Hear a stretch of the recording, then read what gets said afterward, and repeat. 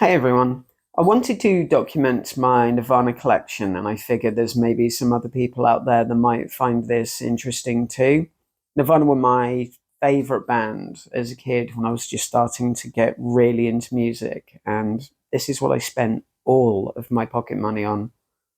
I'm going to break this up into about three videos, one on the Nirvana albums, one on the singles, and then one on everything that was released after Kurt Cobain's passing. So, probably the best place to start is at the beginning.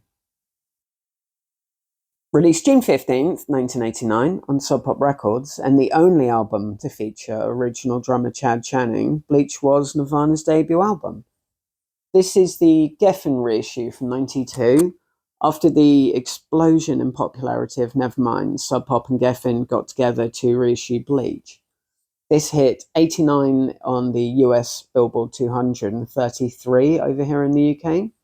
It's missing Big Cheese and Downer, and Jason Everman is still credited on the back, whereas he got removed from the later reissues and just mentioned in the thank yous.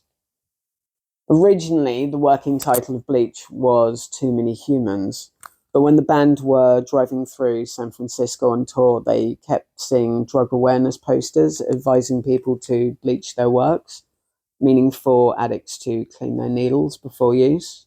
In later interviews, the band spoke about how with Bleach they felt they had to fit into the sub pop grunge sound, which leaves Bleach sounding like the least Nirvana album. And whilst it is probably the most underrated in their catalogue, it's an incredible debut album, and it just paved the way for everything that was going to follow 2 years later with Nevermind. Nevermind was the band's first release on a major label and the first to feature Dave Grohl. This is one of the European first pressings with the misprinted inner sleeve. When these were pressed, a bunch made it out to the shops with the inner sleeve printed upside down.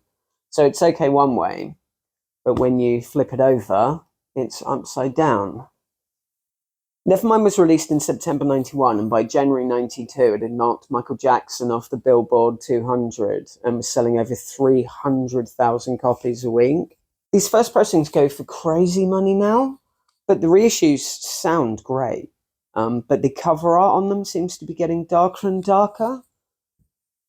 Unlike In Utero, where the cover seems to be getting brighter and brighter, and more neon yellowy green. Nevermind is one of the best albums of the '90s, if not all time, with one of the most iconic album covers of all time. In Utero followed 2 years later, but there was one more release in between the two, which leads me neatly onto Incesticide is a compilation album made up of B-sides, demos, radio sessions, covers, unreleased tracks, and is easily my most played Nirvana album.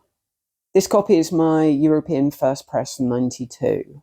I pretty much played this album on repeat when I picked it up as a kid, and some of my absolute favourite Nirvana songs are on here.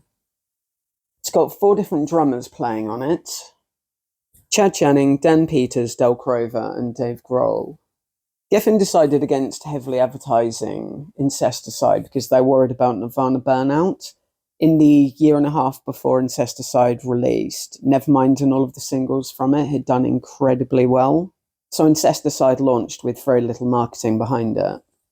Incesticide is a real gem of an album and is worth picking up just for Dive, Sliver, Hairspray Queen, Era Zeppelin, Big Long Now, which was a Bleach outtake.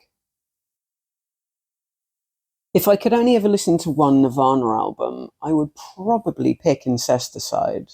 It's a great collection of music from their earlier career that never quite made it onto the official releases. Oh, and lastly, the amazing cover art was done by Kurt Cobain himself. There was a very cool reissue done for the album's 20th anniversary, but these first pressings are still my absolute favourite way to listen to the album. It just sounds incredible. So here we are, the third and final and my favourite Nirvana album, In Utero. This is my first press, limited edition see-through vinyl copy of the album. I bought this as a kid from Our Price Music in Portsmouth, and all these years later, it's still completely unplayed. The vinyl itself is a see-through Coke bottle green colour, and out of all of my Nirvana vinyl, this one is my absolute favourite. These particular copies aren't hard to find, but they do go for crazy money. If my house caught fire, this is probably the thing I would run back in to save. In the next video, we'll be looking at the Nirvana singles. It might get split into two because I have quite a lot of stuff to go through, but I hope you enjoyed this one. Drop me a thumbs up if you found it interesting, and I'll see you all in the next video. Cheers, guys.